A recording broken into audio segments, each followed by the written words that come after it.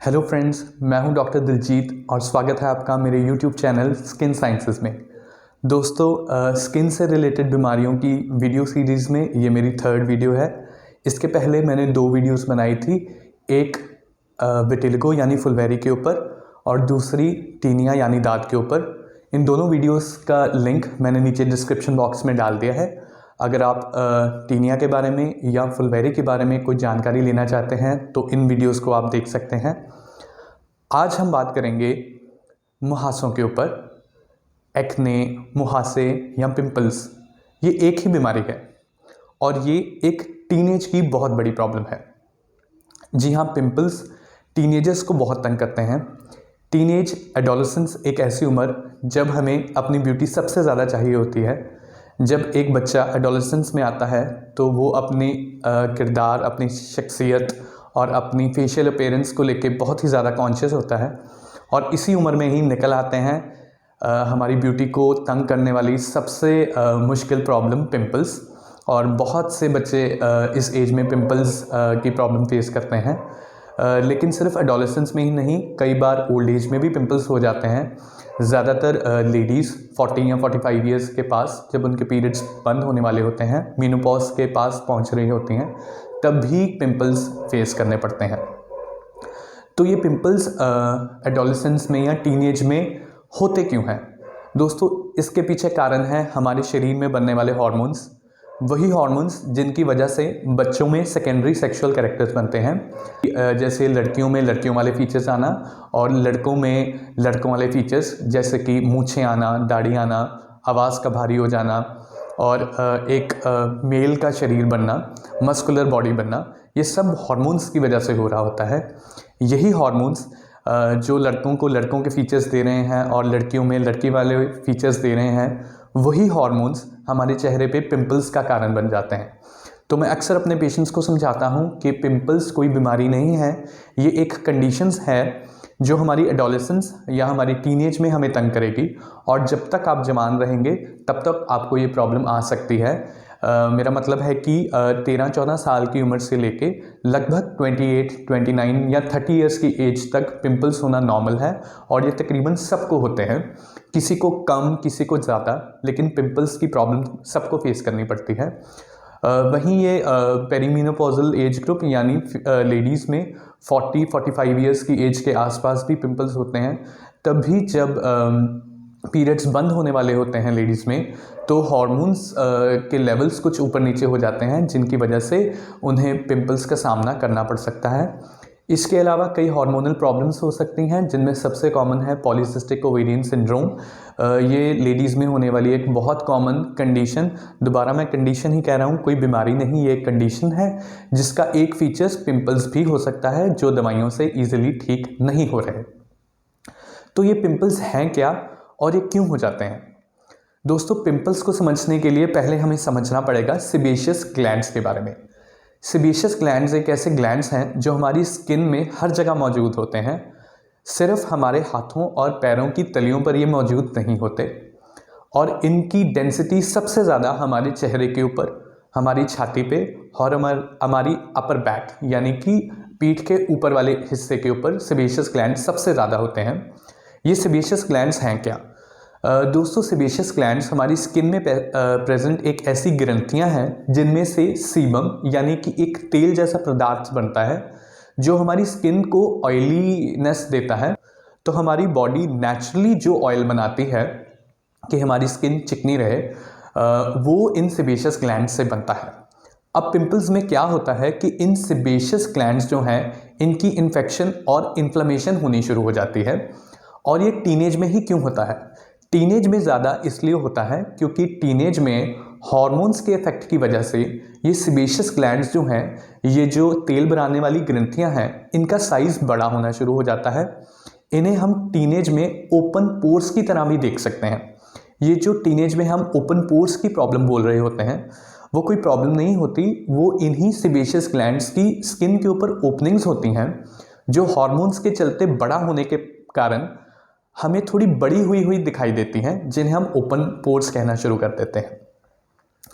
अब ये pimples face पे या छाती पे या अपर बैक पे क्यों ज़्यादा होते हैं, उस आपको इसका कारण पता चल गया होगा, क्योंकि ये जो सेबेशियस ग्लैंड्स हैं इनकी डिस्ट्रीब्यूशन हमारे फेस पे, चेस्ट के अपर वाले पार्ट्स पे और हमारी बैक के अपर पार्ट्स पे ज़्यादा होती है।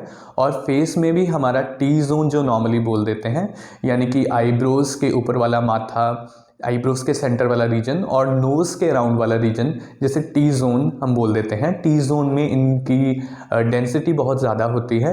इसकी वजह से ये रीजन बहुत ऑयली रहता है और पिंपल्स भी यहाँ पे आने स्टार्ट होते हैं। तो अब ये पिंपल्स किस रूप में देखने को मिल सकते हैं? साइंटिफिकली हम इन्हें 2-3 नाम दे देते हैं, जैसे कॉमेडोन्स।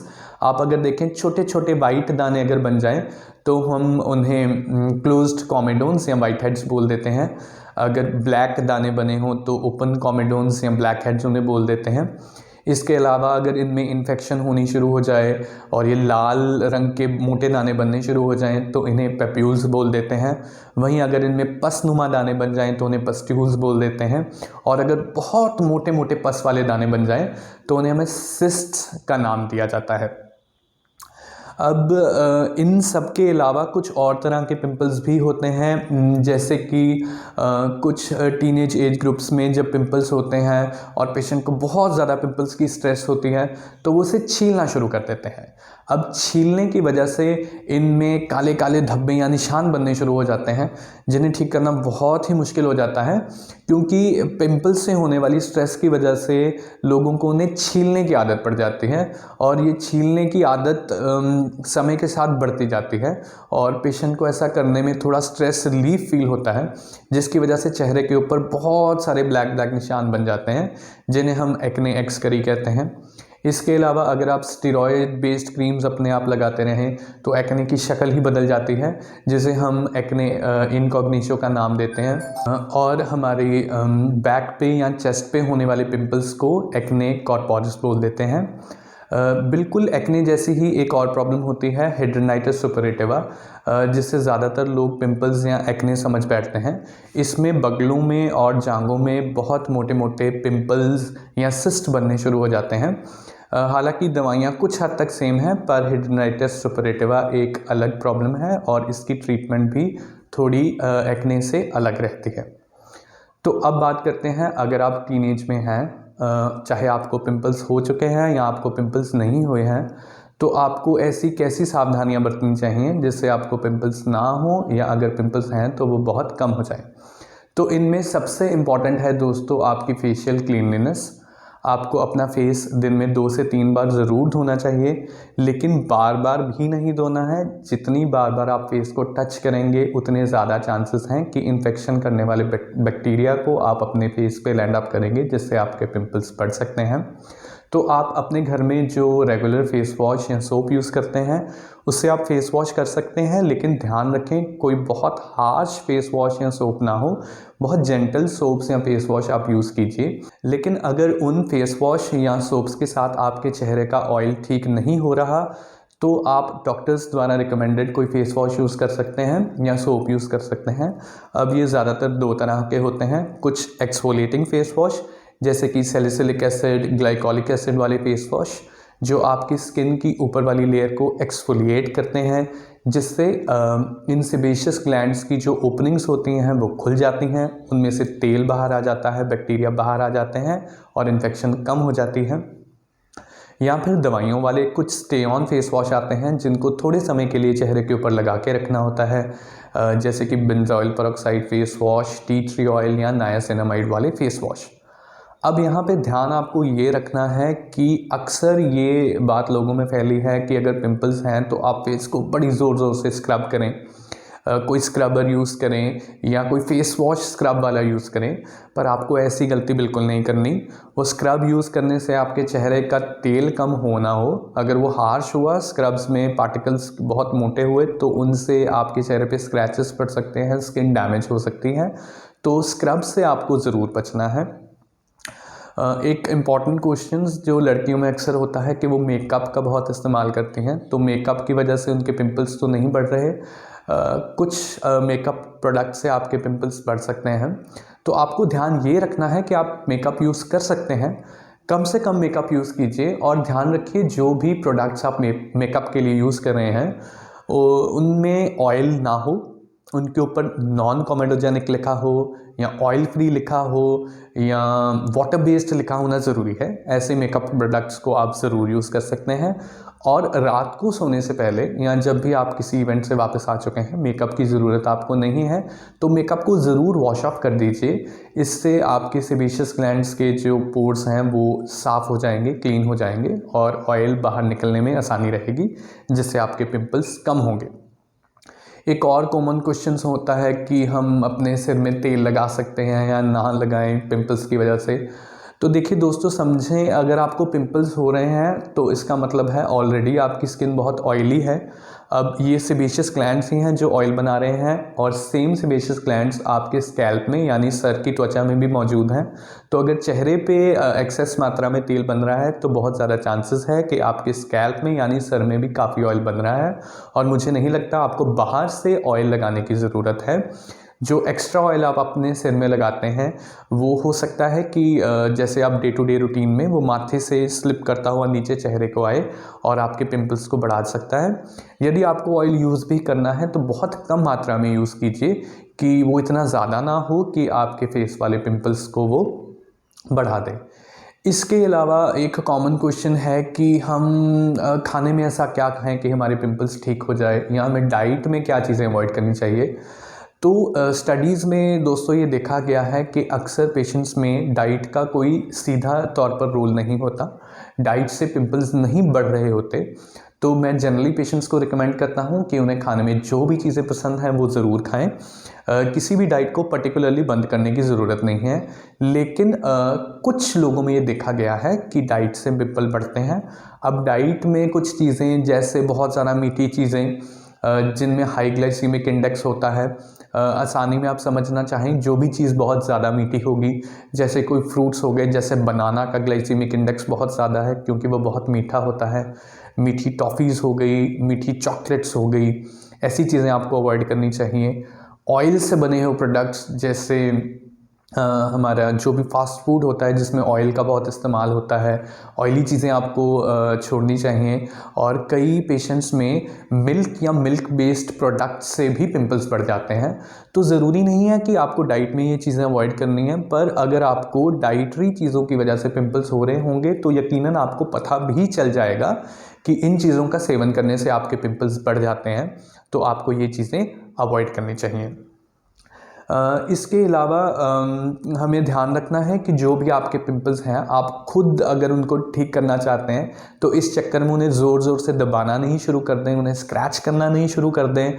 ऐसा करने से जब पिंपल्स अगर आपका निकल भी जाएगा तो उसमें जो इन्फ्लामेशन होगी उसकी वजह से बहुत बुरे बुरे काले निशान आ सकते हैं चेहरे पे, और उसकी वजह से आपको स्कार्स भी हो सकते हैं। अब पिंपल्स तो देखिए कभी ना कभी ठीक हो जाएंगे, लेकिन ये पिंपल से हुई पिगमेंटेशन या स्कार्स सारी उम्र आपके साथ रह सकती है और इसको ठीक करना काफ़ी मुश्किल भी हो जाता है। इसके अलावा आप अपनी डे टू डे रूटीन में पानी ज़्यादा से ज़्यादा पिएं, हेल्दी बैलेंस्ड डाइट लें, आपके खाने में फ्रूट्स वेजिटेबल्स ज़रूर होने चाहिए, और स्ट्रेस मैनेज करना बहुत ज़रूरी है। स्ट्रेस पिंपल्स को दो तरीके से बढ़ा देता है। देखिए, पहले तो पिंपल्स की वजह से ही बच्चों में स्ट्रेस होनी शुरू हो जाती है, और इस स्ट्रेस की वजह से वो चेहरे को बार बार टच करते हैं, पिंपल्स को छीलते हैं, जिससे नई पिंपल्स बनने के चांसेस हो जाते हैं, पिंपल्स के निशान बनने या स्कार बनने के चांसेस बहुत बढ़ जाते हैं। तो आप अपनी स्ट्रेस को मैनेज करने के तरीके खुद सीखिए, टेंशन लेना कम कीजिए। टेंशन से आपके पिंपल्स बढ़ेंगे ही, कम नहीं होंगे। किसी अच्छे स्किन स्पेशलिस्ट से मिलिए, सही ट्रीटमेंट लीजिए और अपने पिंपल्स को जल्द से जल्द ठीक कर लीजिए। तो ये थे कुछ पॉइंट्स जिनको आपको ध्यान में रखना चाहिए। इसके अलावा आपको ये भी ध्यान रखना है कि कोई बार बार मसाज नहीं करवाएं चेहरे पे, कोई फेशियल लेने के लिए ना चले जाएं, क्योंकि फेशियल में भी बहुत ज़्यादा चांसेस हैं कि ऑयल बेस्ड प्रोडक्ट्स यूज़ होंगे जो आपके चेहरे पे तेल की बढ़ी हुई मात्रा को और भी बढ़ा देंगे। और जब मसाज में वो पुश करते हैं ज़ोर ज़ोर से, तो भी जो पिंपल्स या पैप्यूल्स बने होंगे उनमें इन्फ्लेमेशन बढ़ जाएगी। तो चांसेस यही हैं कि ये फेशियल्स या मसाजेस लेने से आपके पिंपल्स बढ़ सकते हैं, तो इन्हें अवॉइड कीजिए। अब बात करते हैं इसकी ट्रीटमेंट की। तो फ्रेंड्स, अगर आपको पिंपल्स हो गए हैं तो आप जो चीज़ें मैंने बताई हैं इनका ध्यान रखिए। अगर इनसे आपके पिंपल्स कंट्रोल हो जाते हैं तो बहुत ही अच्छी बात है। लेकिन अगर ये सारी चीज़ें करने के बाद भी आपके पिंपल्स नहीं कंट्रोल हो रहे तो सबसे समझदारी की बात यह है कि आप किसी अच्छे स्किन स्पेशलिस्ट या डर्मेटोलॉजिस्ट से मिलिए और अपने डॉक्टर को डिसाइड करने दीजिए कि आपके लिए कौन सी ट्रीटमेंट होनी चाहिए। डॉक्टर्स सबसे पहले तो ये देखते हैं कि जो आपको प्रॉब्लम हुई है वो पिंपल्स हैं भी या नहीं। इस एज ग्रुप में कई और प्रॉब्लम्स भी हो सकती हैं, जैसे कि कई बार मीलिया हो जाते हैं, एडिनोमा सीबेशियम एक प्रॉब्लम है जो फेस पे हो जाती है, रोजेशिया भी एक ऐसी बीमारी है जो पिंपल्स जैसी दिख सकती है। तो हर बार खुद डॉक्टर बन जाना अच्छी बात नहीं है। आपके डॉक्टर्स पहले डिसाइड करेंगे, अगर आपको वाकई ही पिंपल्स और एक्ने हैं तो आपकी ट्रीटमेंट स्टार्ट करेंगे। अब ये ट्रीटमेंट लगाने वाली क्रीम्स के रूप में हो सकती है, खाने वाली दवाइयों के रूप में हो सकती है, या अगर आप एडवांस स्टेजेस पे चले गए हैं जिसमें पिगमेंटेशन या स्कार्स बहुत ज़्यादा हो गए हैं तो इनमें केमिकल पील्स या रीसर्फेसिंग लेज़र्स की भी ज़रूरत पड़ सकती है। अब लगाने वाली दवाइयों में बहुत सारी क्रीम्स आती हैं, जैसे कि niacinamide creams, benzoyl peroxide creams, nadoxin, nadifloxacin cream या और कई एंटीबायोटिक क्रीम्स जिन्हें हम यूज़ करते हैं। कुछ tea tree oil based creams भी आती हैं। इसके अलावा कई तरह के फेस वॉश जो मैं पहले डिस्कस कर चुका हूँ, या खाने के लिए एंटीबायोटिक दवाइयाँ जैसे एजिथ्रोमाइसिन, एरिथ्रोमाइसिन, मॉक्सिसिलिन, सफिक्सीन, बहुत सी अलग अलग एंटीबायोटिक्स जो आपके डॉक्टर आपकी पिंपल्स को देख के डिसाइड करेंगे कि कौन सी देनी है। इसके अलावा एक कॉमनली यूज़ होने वाली दवा है आइसोट्रेटिनोइन, और ये ओवर द काउंटर भी मिल जाती है, पर ध्यान रखें आइसोट्रेटिनोइन का सेवन आपको डॉक्टर से पूछे बिना नहीं करना है। ये आइसोट्रेटिनोइन जो है ये आपके सेबेशियस ग्लैंड्स को छोटा करती है और उनकी ऑयल की सिक्रीशन कम कर देती है, पर इसकी डोज सिलेक्ट करना एक मुश्किल काम है जिसके लिए आपको डॉक्टर की सलाह लेनी बहुत ज़रूरी है।